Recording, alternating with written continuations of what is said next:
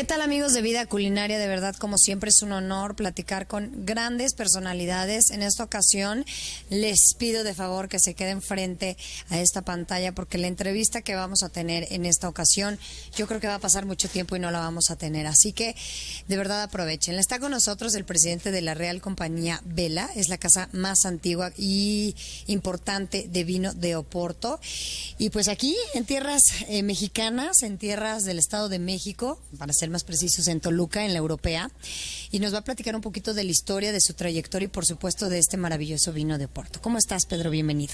Pues muy bien, muchísimas gracias, encantado de estar aquí una vez más, de pasaje aquí en Toluca. Pues Real Compañía Vela es una historia que ya cuenta con 256 años. Es la empresa más antigua de Portugal de cualquier actividad. Y bueno, en el plan de los vinos es una empresa que tiene una historia prácticamente única en el mundo del vino, porque es una compañía que fue fundada como siendo una compañía majestática.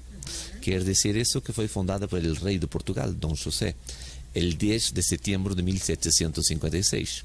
Y tenía como primer propósito hacer la denominación de origen del Oporto, porque el Oporto ya estaba siendo muy conocido, ya había triunfado en Inglaterra como lo vino preferido de los ingleses, y bueno, y había que crear reglas porque se empezaron a haber falsificaciones y así exportar otros vinos de otras partes de Portugal que no eran lo genuino. Y entonces, bueno, se empezó con esa denominación de origen, y es caso único de una empresa de vinos que empezó majestática y empezó por organizar su propia denominación de origen. Que a la actualidad pues sigue siendo la denominación de origen del Oporto, ¿no? Portugal. Sí, ahí sigue siendo. Al final del primer siglo de existencia la empresa perdió sus características majestáticas, sus privilegios, sus prerrogativas, en fin, todo esa labor que el Estado portugués le delegaba, y bueno, se mantenió con una empresa privada, normal, mercantil, y que llegó a nuestros días. Y ahora platícanos un poquito de la empresa. Bueno, sabemos que lo primero que producen o lo más importante es el Oporto, pero aparte también producen vino y otras cosas, ¿no? Exactamente. Entonces, Real Compañía Vela es el gran propietario de viñedos en el Valle del Duero portugués. Y bueno, en sus viñedos nuestro producto principal es el Oporto, pero estamos desarrollando, y hace tiempo que ya teníamos vinos que llamamos vinos del Duero, Douro portugués, también como denominación de origen.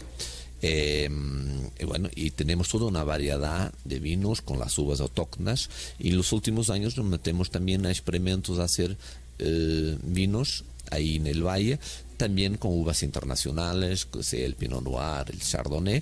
Entonces buscamos las tierras más altas del valle, dejamos las tierras más bajas, que es donde se produce el buen Oporto, y las partes altas, para nosotros altos es como 600 metros de nivel de mar, no es como acá.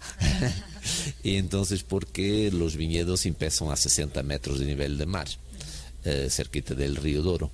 Y bueno, y ahí tenemos un clima que es propicio a hacer vinos blancos, vinos tintos de diferentes tipos. Bueno, esa es toda una gama que intentamos que represente Portugal lo mejor que se pueda. ¿Por qué dicen que el Oporto es el rey de los vinos, Pedro? Porque fue un vino que ha conquistado muchos palacios, muchas familias reales, y porque era el vino que había sido adoptado por los reyes de Inglaterra.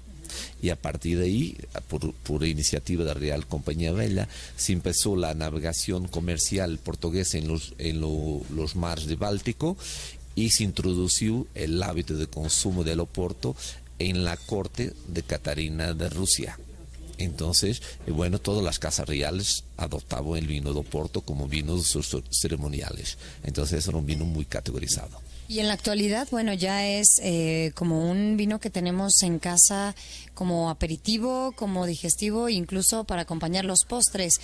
¿Cuál fue la finalidad inicial del Oporto? Pues el Oporto, en su inicio, era un vino que no era dulce.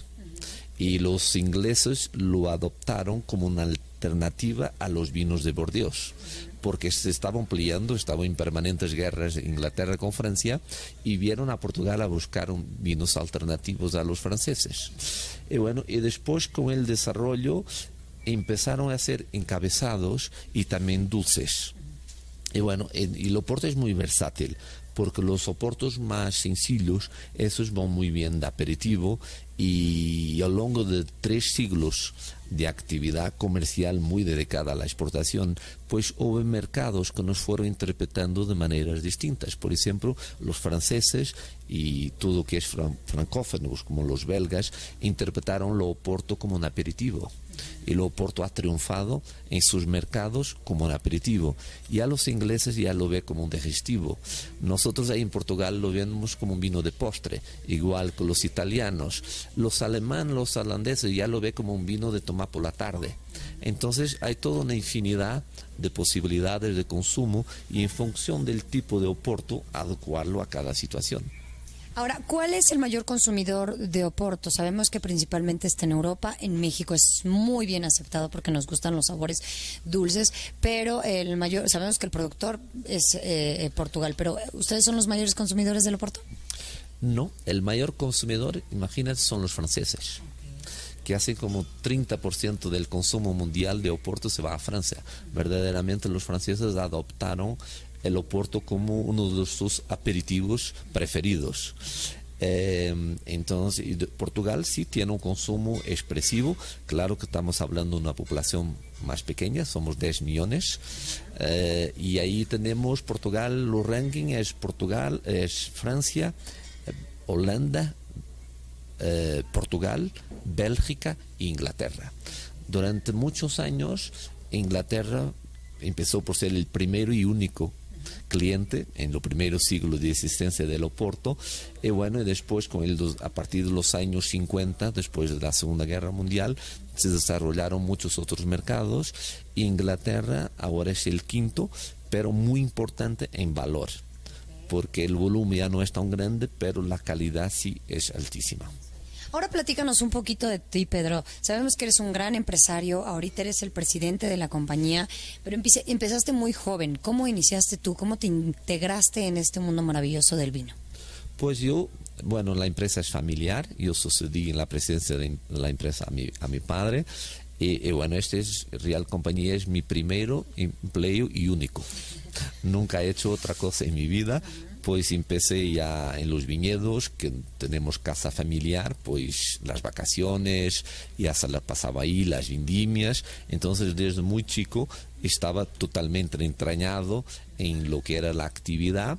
Y bueno, así que terminé la universidad, me ingresé en la empresa, hace un recorrido de aprendizaje por todos los departamentos, desde la parte técnica. Mi formación fue universitaria, es de enólogo, pues en el tema de vinificación, de viticultura, comercial, al principio era lo que más me fascinaba, porque me daba la oportunidad de viajar.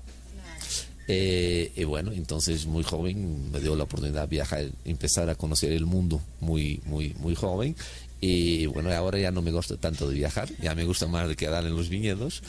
Y bueno, todo un percorrido de aprendizaje en todos los departamentos: comercial, técnico, administrativo, financiero, pasé por todo.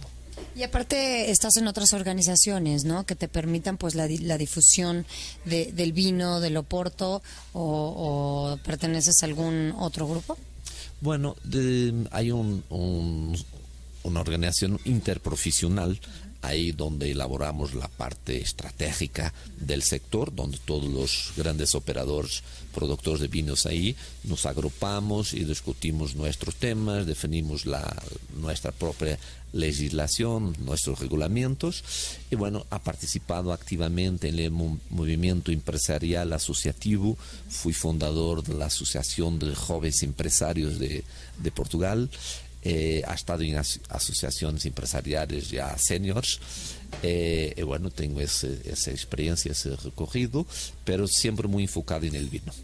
Ahora platícanos un poquito de los oportos que manejan, porque pues, sabemos que hay varias categorías, incluso oportos de guarda. Platícanos cuáles son los que manejan y cómo se llega a ese momento. Pues hacemos una gama de oportos, todo tipo de oportos lo hacemos. Aquí en México están disponibles prácticamente toda la gama. Los oportos básicos, los más sencillos, pues son los Ruby, los Tawnish, blanco, dulce, blanco seco, extra seco, que son los más recomendados como aperitivos, sobre todo el extra seco. Los Ruby son los oportos que son más afrutados, que tienen un color más oscuro, más parecido con el vermelho, con el rojo de la piedra preciosa, por eso le llamamos Ruby. Los Tawnish ya son oportos más evolucionados y hay toda una gama de Tawny básico, 10 años, 20 años, 40 años. Tenemos oportos fechados, colheitas, vintage. Bueno, aquí en la europea lo manejan toda la gama. Ahora, bueno, esta es una revista para conocedores, pero también para principiantes. ¿Cuál es la diferencia, tú que eres un experto, entre un vino y un oporto? ¿Y por qué se le llama vino de oporto? Bueno, la diferencia es que el oporto es un vino dulce y un vino encabezado, un vino generoso, que le hace que no es un vino común para tomar continuamente una comida. Entonces ahí en Portugal tenemos esa diferencia, el vino de oporto y vino de mesa. Vino de mesa es que se toma con las comidas, con las refeiciones, comidas, cenas y tal. Y bueno, son dos productos, son dos tipos de vinos muy distintos. Se llama vino de oporto porque su base es de vino, es de uva. Porque mayor parte de los mercados ya no utilizan la palabra vino. Un poco como toda la gente hoy dice champán, pero la gente de allá dice vino de champán. Entonces tiene una base vínica, pero es como un vino licoroso, que lo hace especial, que le da una longevidad muy grande y que lo hace muy particular. Y bueno, los otros es el sistema de fermentación que cambia, que la interrumpimos con el encapazamiento, que interrumpa a añadir aguardiente vínica, interrumpe la fermentación, se queda con la dulzura natural, que es muy importante que los consumidores lo saben, que la dulzura del oporto es absolutamente natural, es el azúcar de la uva, y el grado alcohólico que se va a 20 grados, 19 20 grados, le es proporcionado por añadir ese aguardiente. Y con la maturación, pues el vino, el anejo en madera, le arredonda, le torna terciopelado, le integra el alcohol de tal manera que se torna muy suave, muy rico. Ahora presúmenos un poquito la región. A veces no podemos viajar, pero la imaginación es mágica. Platícanos cómo son los viñedos, la casa vinícola en la que has trabajado a lo largo de todos estos años. Pues el viñedo del vino del Oporto, que se llama Douro, el Valle del Douro en Portugal, porque el río Douro empieza en España, atraviesa toda la península ibérica y se termina en la ciudad de Oporto. Y bueno, es considerado quizá el viñedo más espectacular del mundo en términos paisajísticos, porque es una región montañosa en que los valles son muy profundos. La manera como los viñedos están implantados en las encuestas, todas en terrazas que están soportadas por muros de piedra sobre piedra, que acuerda mucho los buenos artesanos que tienen aquí, que trabajan muy bien la piedra, pues ahí también la trabajamos muy bien. La piedra es un xisto, una piedra que se fragmenta con facilidad, pero que es muy resistente. Entonces, todos los muros que hoy están clasificados como Patrimonio Mundial de la UNESCO son preciosos, y las encostas están transformadas en terracitas con todos los viñedos y que hace un paisaje absolutamente fascinante. Quien nos visita normalmente se enamora. Seguro que sí. Oye, ¿hay un hotelito, algo que ustedes manejen, o la región es fácil para encontrar hoteles? Es fácil, pues el turismo se está desarrollando bastante. Hay un turismo fluvial muy importante que va hasta la frontera con España, que sea de paseos de un día, que sea cruceros de 3, 5, 7 días en barcos hoteles. Y después hay hotelitos de charme, hay hotelitos rurales, un poco por toda la región. La bodega, no tenemos un hotel abierto al público, tenemos lo que llamamos una guest house, que ahí donde recibimos nuestros invitados. Bueno, yo digo todo esto porque de verdad a veces pensamos como que es imposible, ¿no? Y ya ven todas las facilidades que tenemos para conocer regiones nuevas. ¿Qué uvas son las típicas de Portugal, de la región del Douro? La más conocida hoy internacionalmente es Touriga Nacional. Pero Portugal tiene una riqueza ampliográfica tremenda. Tenemos como 350 uvas autóctonas clasificadas, de las cuales 50 ampliamente cultivadas. En el Valle del Douro, las más conocidas, hoy tenemos un grupo de 6, que es Touriga Nacional, Touriga Franca, Tinta Roriz, Tintucão, Tinta Barroca, Tinta Amarela. Entonces son uvas que los espectadores seguramente no las conocen, pero son las que hacen el Oporto especial y único en el mundo. Y hablaste un poquito del suelo, todo esto le da la característica y la climatología y el suelo para esta uva, la piedra que se fragmenta, etcétera. Clarísimo, no somos excepción a esa trilogía habitual de uva autóctona, un microclima muy particular y un tipo de suelo también muy específico.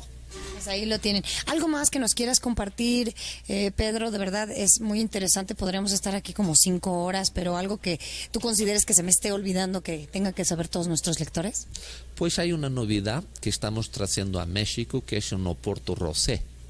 Estamos en plena moda de rosado, todo que es pink, está muy de moda. Y bueno, el Oporto, que decíamos como es un producto muy tradicional, un vino con mucha tradición, por veces con mucha formalidad, pensamos en desarrollar algo de nuevo, que sería lo que podemos llamar un Oporto más informal, que sería una buena base para hacer un drink, que sería una buena base para hacer un cóctel, y sobre todo nos posicionamos delante de la juventud y de nuevos consumidores con un Oporto Rosé que va muy bien como un long drink y que es extremadamente refrescante, adecuado a países a mercados con climas tropicales. Y bueno, mi presencia aquí en México tiene mucho a ver también con presentar, entre otras cosas, el Royal Oporto Rosé que acaba de llegar al mercado. Aparte están de festejo, ¿no?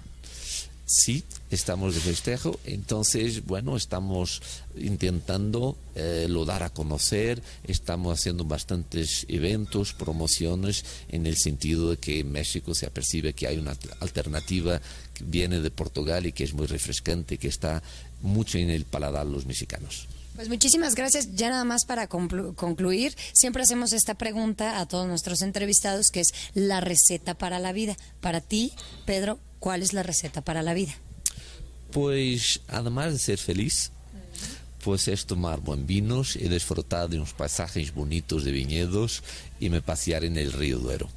Pues muchísimas gracias, Pedro, de verdad fue un placer enorme tenerte aquí con nosotros y por supuesto que nos permitieras esta entrevista. Y todos los productos que vemos aquí, que es el Royal Oporto, vemos el Rosé. Mira, lo voy a enseñar rapidísimo antes de irnos, para que pues lo vengan a adquirir de venta aquí en la Europea. Aparte una botella muy bonita, muy original y pues una opción para nuestra cava, ¿no? Sí, intentamos hacer modernoso, salir un poquito de la presentación tradicional y lo hacer sobre todo muy apelativo al segmento femenino y a los jóvenes. Pues ahí lo tienen, porque ya también piensan muchísimo en las mujeres. Muchísimas gracias, Pedro, muchísimas gracias. Si quieren más informes, se pueden meter a la página de internet www.vidaculinaria o www.realcompañabella.pt. Aparece en pantalla para que lo tomen en cuenta. Muchísimas gracias, amigos de Vida Culinaria.